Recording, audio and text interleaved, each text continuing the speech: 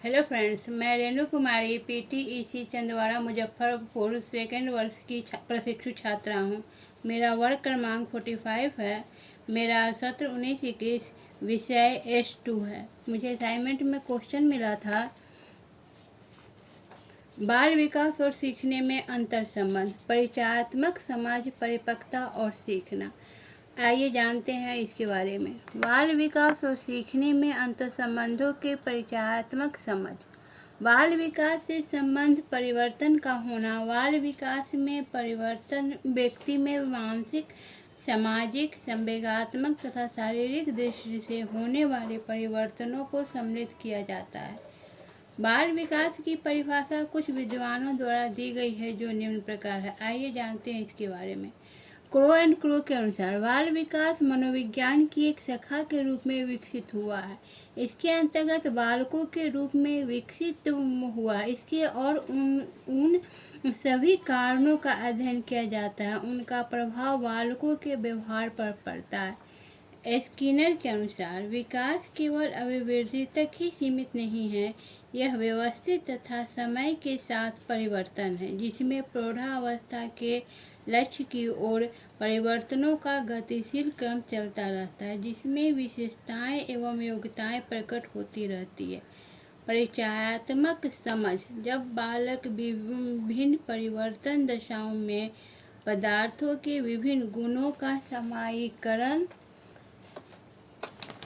करने की योग्यता को प्राप्त कर ले, तो यह कहा जाता है कि उनमें संप्रत्यय अधिगम के परिचयात्मक समझ को प्राप्त कर लिया है। बाल सक्रिय रूप से अपने प्रदान की गई सामग्री के आधार पर नए विचारों से जुड़कर अपने ज्ञान की रचना करते हैं। उदाहरण के लिए, किसी घटना अथवा वस्तु के लिए पाठ, चित्र अथवा दृश्य सामग्री का उपयोग करने के बाद सामूहिक चर्चा अथवा अंतःक्रिया करना गतिविधियां छात्रों के विचार की रचना एवं पुनर्रचना में मदद मिलती है। परिपक्वता तथा परिपक्वता बच्चों के शारीरिक तथा मानसिक विकास पर प्रभाव डालते हैं, क्योंकि बच्चा न केवल विकास की ओर अग्रसर होता हुआ प्राणी है, सीखने की प्रक्रिया की ओर अग्रसर होता हुआ प्राणी भी है। बच्चों के व्यवहार में जो परिवर्तन प्राकृतिक तथा स्वाभाविक होते हैं, वे परिपक्वता के होते हैं। अभिप्राय यह है कि आयु बढ़ने के साथ साथ बच्चों में कुछ परिवर्तन अपने आप आ जाते हैं, जैसे बच्चों के घुटनों के बल चलना, बैठना, चलना, दौड़ना आदि। प्राकृतिक तौर पर वह अपने आप सीख लेता है। इसके लिए न तो अभ्यास की आवश्यकता होती है, न ही अनुकूल अथवा परिस्थितियों का इस पर कोई प्रभाव पड़ता है। बच्चों की परिपक्वता की दक्षता वैश्य परंपरा से प्राप्त होती है, इसलिए यह प्रक्रिया जन्मजात होती है।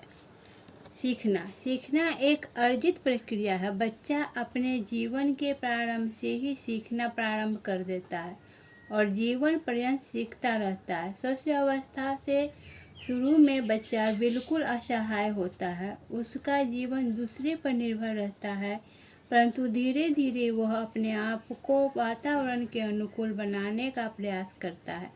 उसकी यह क्रिया सीखना ही है। व्यक्ति की रुचि, रुझान, योग्यता एवं विश्लेषण शक्ति सभी सीखने की प्रक्रिया की उपज है।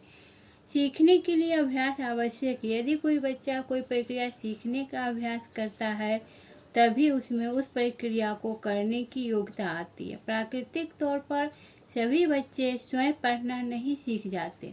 चूँकि यह एक अर्जित क्रिया है, इसलिए यह प्रेरणा से प्रभावित होती है। यदि हम बच्चों को सही प्रेरणा देते हैं, तो उनमें सीखने की प्रक्रिया तीव्र हो जाती है। उदाहरण, यदि बच्चा पढ़ना सीखता है, तभी उसे पढ़ना आता है। प्राकृतिक तौर पर सभी बच्चे स्वयं पढ़ना नहीं सीख जाते हैं।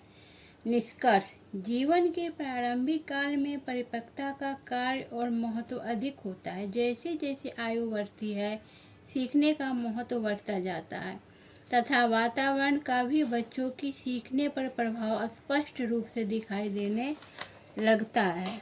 माता पिता, संरक्षकों एवं अध्यापकों को बालक की परिपक्वता का ज्ञान आवश्यक है। यदि उन्हें यह मालूम हो जाए कि किसी आयु स्तर पर बालक ने कितनी शारीरिक व मानसिक परिपक्वता अर्जित की है, बालक को उसी प्रकार परिपक्वता के अनुसार शिक्षण दे सकते हैं तथा उसके उपयुक्त विकास के लिए आवश्यकता अनुसार विशिष्ट परिस्थितियों तथा अनुकूल वातावरण उत्पन्न कर सकते हैं। Thank you.